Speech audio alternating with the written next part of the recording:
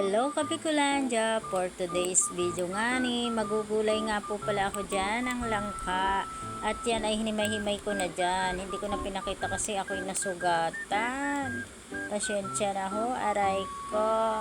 At yan, nagkuha na nga po pala ako dyan ng tanglad. Dyan nga po pala yung kay Tita Pe. Tita Pe, paalam. Ay huy, wala siya dyan. Kaya kumuha ka na. O, diba? Makuha na nga talaga ako dyan. Naghahanap po talaga ako dyan ng ceiling green. Kaso wala akong makuha. Ay, huy, wala na.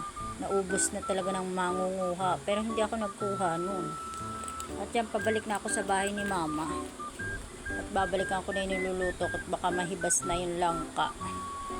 O, ayan yung isda. Piprituhin ko na nga po pala yan dyan. At yun, nilagay ko na yung tanglad para pampasarap. Nagkapi-kapi muna tayo. Baka tayo mamatay na sa gutom. Ay huy, wag naman. May anak pa. At yan, nagpakulo na ako dyan ng mantika. Nagpakulo, nagpainit.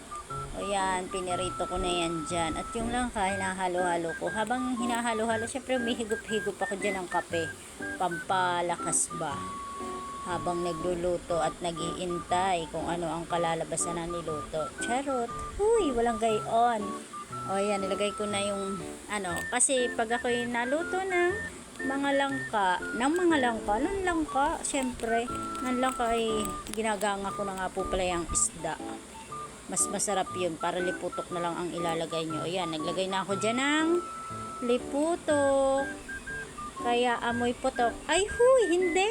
Kaya malapot. Pagkatapos ko dyan magluto, at syempre, nagpakawit ako ng buko or mura dito sa Kabikulan. At yan, naghigup-higup na ako dyan. At yun lang po, thank you for watching.